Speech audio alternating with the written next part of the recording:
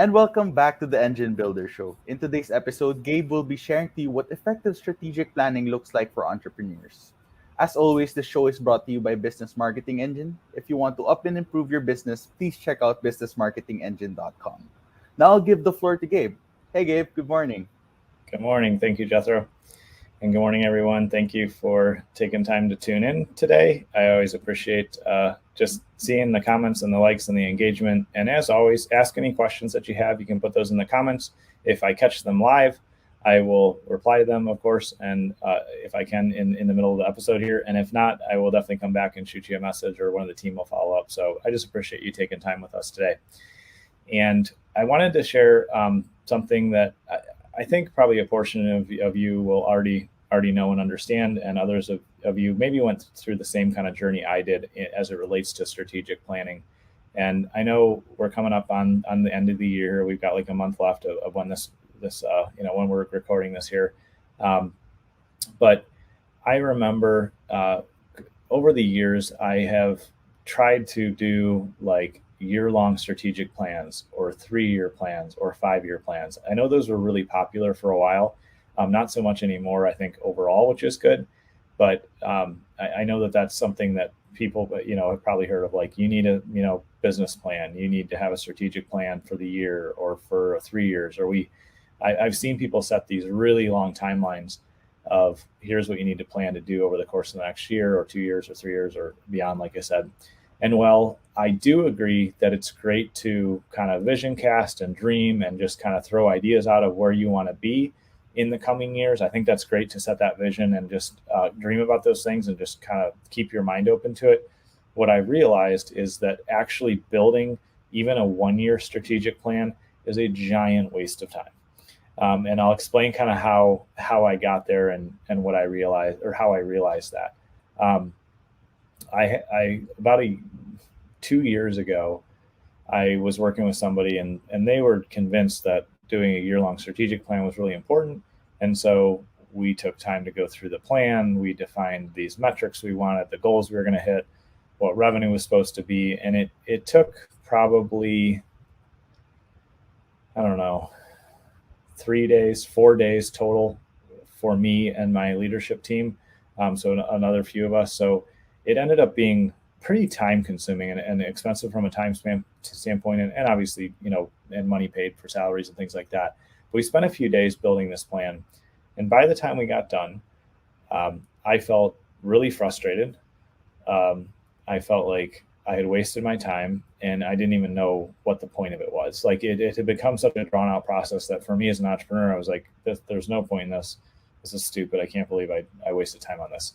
And I can't tell you a single thing that's in that year-long strategic plan. And it's only been probably a little over a year, maybe about a year and a half since I completed it. So clearly, all that work didn't yield anything where I was able to go, oh, here's what we planned and here's the result that we got. Now, I may be an odd one out, but for me, I know it was really unproductive. I've also talked to other entrepreneurs and like they build out this whole plan and they can't tell me what's in it because they spent all this time. It's this tedious process and it's this big year-long plan and they can't tell me what's in it. So that leads me to believe that it's completely ineffective. So after I was incredibly frustrated with this plan that was inactionable, like I couldn't execute on it, and the team wasn't engaged in it except for a few people on our leadership team, and it was just fruitless. I said, you know what, this is stupid. I'm just going to make a quarterly plan. So for the next 90 days, I'm going to map out the goals that I have, what I want to accomplish, and that way I can share it with the leadership team and the team, and we can work together to get these things done. So I switched to that, and I switched to that about a year ago now, and the difference was amazing because it was such a short sprint of time. I could see that far into the future. I knew exactly what I wanted to do, and I was able to communicate to my leadership team and other team members that were helping me. Here's the targets we need to hit, and here's what needs to happen. And I just made that decision and decided that's a much better approach for me. And interestingly enough, then after doing that for 2 quarters, so I did it for fourth quarter last year and first quarter this year. At that point, I'm grateful that I was able to join my friend Alex Charfin's program that's all about simple operations. And he teaches essentially the same thing, but it's more refined. He teaches that you can you can just plan 90 days. You can break down what he calls a waterfall. It's from a project management standpoint. You can create these 90-day targets, then you can break it into 3 months, and then you can break it into weekly, and you can clearly hit your targets over 90 days because you're just mapped out, what you're going to do over the 9 days. And he does recommend a couple big targets for the year. So I know exactly what my targets are for the coming 12 months. But more importantly, I know what I'm doing this quarter to achieve those goals. And I would encourage you, if you're an entrepreneur, business owner, and even just a leader that's part of an organization like that, to realize that creating these really detailed plans that are so far off in the future, it's really hard to execute on those. I found them to be very ineffective, and they're just hard to move forward. I would encourage you to switch to quarterly planning, because that's really effective. You can say, what do we want to accomplish in the next 90 days? And then how do we break that into monthly targets and then weekly targets to get us there? Because then you're making incremental improvements week over week, and that's what will help you be successful. And I know this approach of quarterly goals and things like that is not unique to me or my friend Alex, or I've heard other people talk about this, but I haven't really. I've seen more over the years anyway of people thinking that these big, massive year, 3-year, 5-year strategic plans are what's going to move the needle. And in my experience, they don't work at all. And so I would just encourage you, if you're not already using a system like this, to just start looking at, okay, how can I just plan? What are the major things that will move me forward over the next 90 days? And how do I get there and move into that type of planning? Because that way you'll be able to have clear progress. You'll be able to celebrate things more consistently.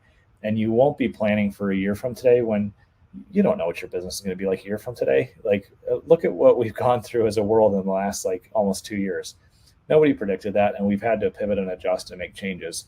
And I just think it's a much more agile and wise way to plan ahead as entrepreneurs. So that would be my encouragement to you. I know, like I said, we've got a month left essentially of the year here. And so that's what came up for me today that I wanted to share. And I hope everyone gets to start to really map out those targets for the first quarter, and just put together a clear, simple plan that lets you move forward in incremental ways. And then when you look back over the year, you go, man, we crushed it this year because we just planned in those smaller segments. So I hope you all have an amazing day, and I'll turn it back to you, Jethro. Thank you, Gabe. And that's it for now on the Engine Builder Show. With the lessons that Gabe has shared today, we hope we have added to your arsenal of tools for you to use in your journey to success. If you enjoy our daily episodes, we appreciate if you hit that like, follow, and subscribe to be updated when we go live. And also, don't forget, when we go live, drop a comment so we can answer while we talk on our live show. Again, for unique business marketing solutions, head over to businessmarketingengine.com, and we'll be more than ready to help you build your success. We'll see you again tomorrow.